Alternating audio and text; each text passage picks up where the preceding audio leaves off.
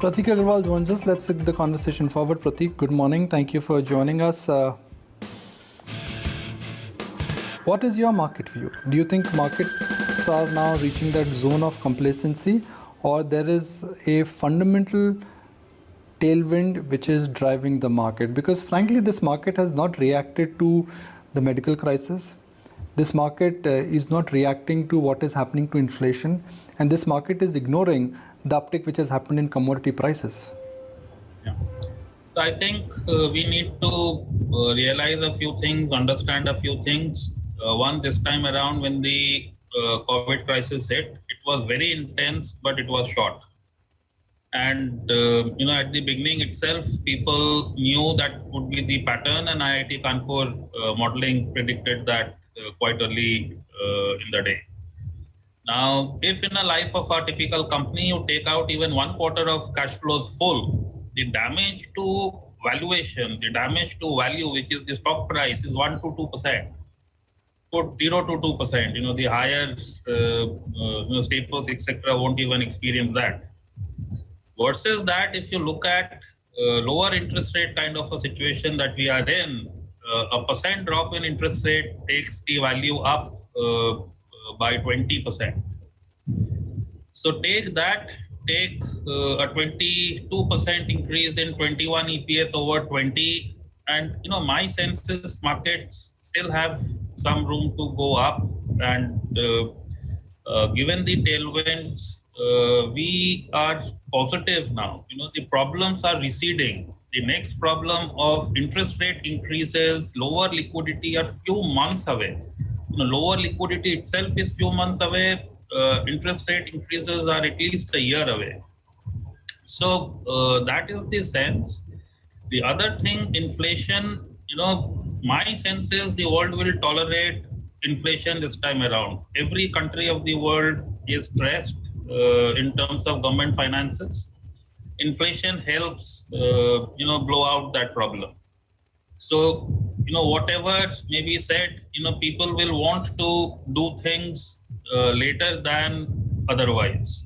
So that needs to be recognized as well.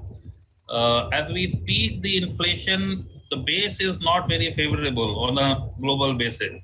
The base starts to get more favorable as we go forward. The real uptick in inflation starts to hit after we go beyond October. So my sense is this is a buy on dip market. Dips would be shallow. 4 to 5% dips are a great dip to buy into.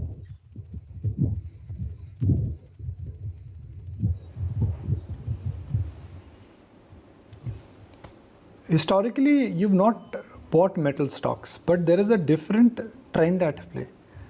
These conditions these demand dynamic conditions where supply is 2 years away, demand is very strong, they've not existed in the past 10-15 years. Are you relooking at metal stocks, because metals is where all the action and excitement is? So we have put out our deliverable to our clients, which is preservation of capital and growth of capital. And towards that, we invest in businesses which can make good returns on their business on a very sustained basis. So look at an ROC as a parameter to judge that, and the ability to pass on input price changes over a period of a quarter or two, and continue to grow strongly over a long term, 3 to 5 years. Metals don't qualify in this situation. The organic growth is just about the growth of the economy itself, and more determined, the earnings are more determined by prices, which can be very fickle, rather than the organic growth in volumes. So it's very difficult for us to go that path unless it's a converter kind of a company. But then for a very long time we have stayed away. Now maybe that pack is already at the peak end of its sustainable valuations. A easy liquidity kind of a situation lowers down the price of putting up a capital intensive industry. This is an industry which takes 4 to 5 years to be put up, and in between, if you have interest during construction at 12%, the cost is higher, the replacement cost is higher versus if you get it at 8-9%. So one has to take that into account as well, not look at EPS, look at replacement cost, add 2-3 years of good cash flows to the overall value, and then the upside from these levels is not much to our mind.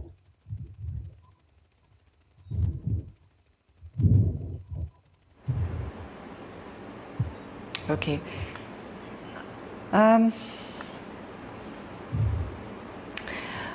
Prateek, let's talk about the broader markets. We've been looking at the kind of momentum building up there, a lot of themes that have emerged, whether it be building materials, let's say, or agri-related. Sugar saw a brief surge. So there have been a lot of these pockets that have started to move higher as investors look for further opportunities. What would you suggest now going forward? How much should one really diversify? Are we heading into a zone where perhaps it's better to be a little bit more constrained or conservative? What would be the strategy you would advise?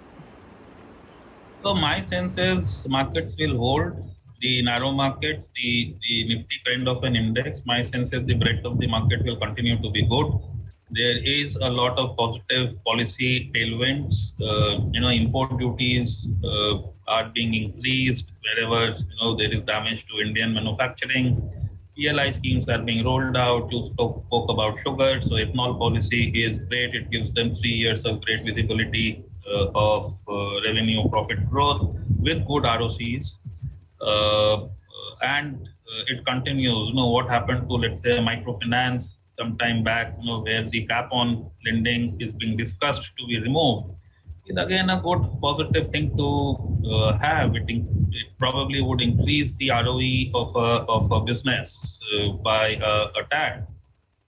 So I think we are looking at very positive policy making.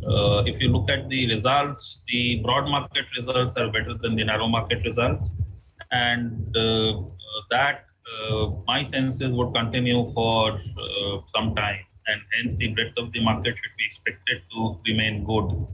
If you want sectors, I think pharmaceuticals, export-oriented and domestic should continue to do well. They have been consolidating for some time. Maybe their turn would come now. And the other space is financials. In India, financials have been hit with, various things apart from the business downtake because of COVID. Globally, we have seen financials come back very strongly as the economy opened up. India has behaved a tad differently, which kind of leaves considerable amount of upside to this space.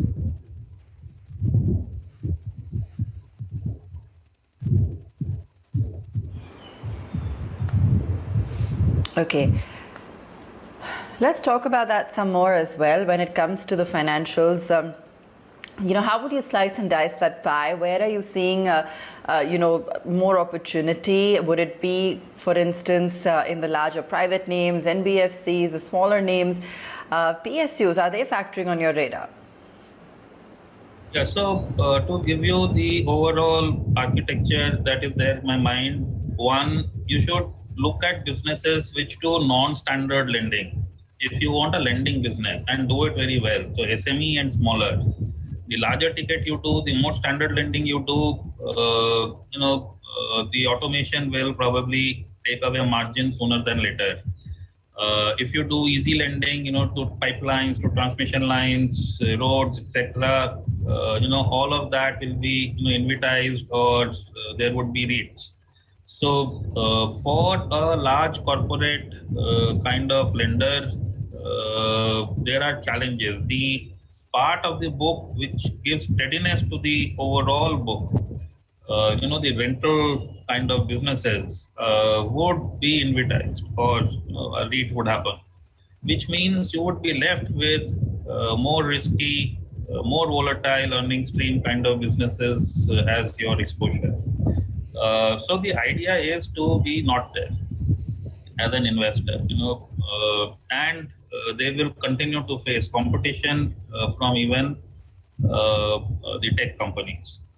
SME and smaller is where one should be focused on. Yes, in the current period, SME and smaller is where there may be some stress on COVID. My sense is it will be temporary. People will pay back when their incomes are restored.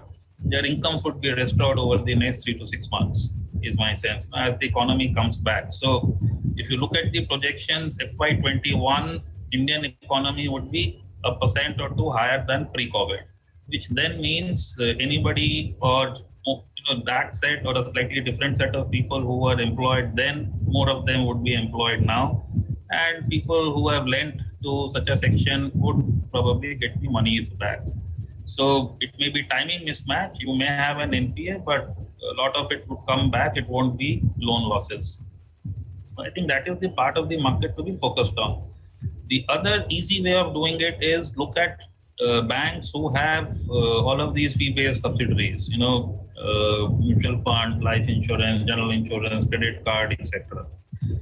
Because a lot of the value over time goes to these businesses, and a pure lender hence will find it increasingly difficult to compete in the marketplace with a lender who has all of these businesses as its subsidiaries. Coming down to NBFCs, we like that space. It's a sea change from ILFS days. There has been consolidation. It has benefited the better quality businesses, and availability of money is very good. So lending may have been a bit of a problem. Everybody is conservative in these difficult times, but overall the construct is very good.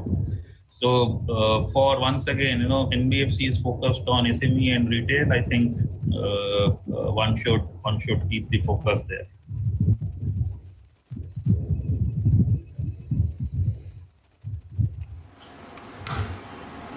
Sure.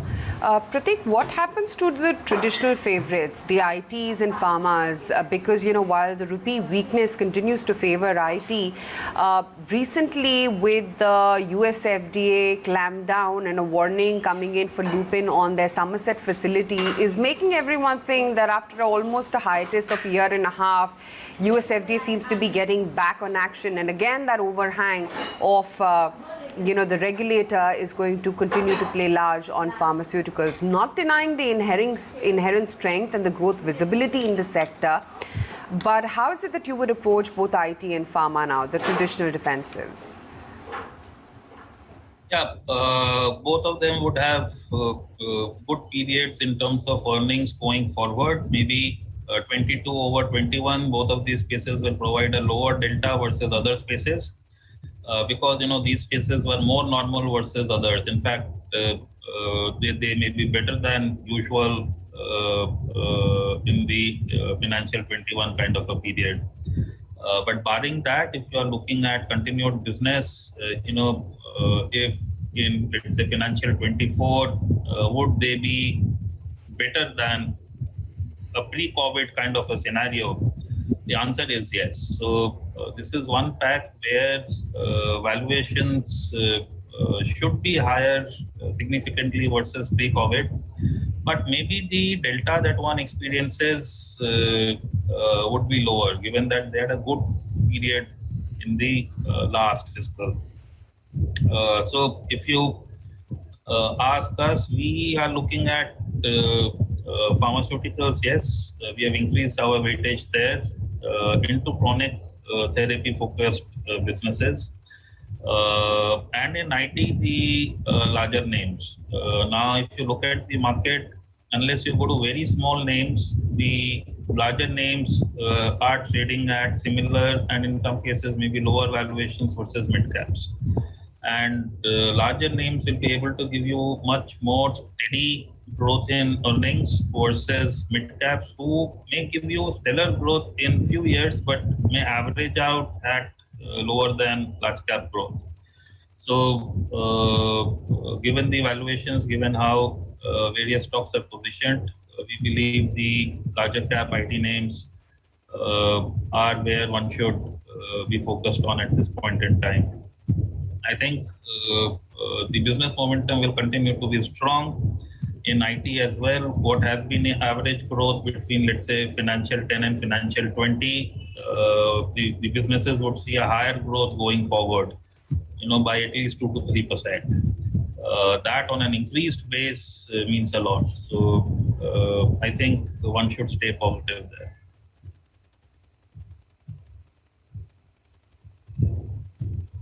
Right. So if someone had to come to you and ask you how is it that one can get rich in the markets at these levels, what would you tell them, Prateek? Yeah, so the two parts. One, the easy money making bit is over. Now we are on the index looking more at compounding. Second, maybe the broad market will continue to do better than the narrow market, and we'll have an earnings momentum which will support that. So we focused more on the mid and the smaller end of the market. Third, we are faced with a period wherein returns on the other very large asset class debt would be very small. If people are worried about interest rate increases on a 2-3% yield on overseas bond assets, 0.25 increase in interest rates take away return of 1.6%. 0.5% increase in interest rates, takes away 3.25% returns. So what is left? We are talking equities, but for a long-term investor doing an asset allocation and looking at debt, it is going to give you very little returns over next 1 to 2 years. And which then means if you want even double-digit returns, while equity because of its performance may have become heavier in your portfolio, so either you lower down your return expectation, but if you keep the return expectation to anything over double digit, it's a all money is into equity kind of a situation.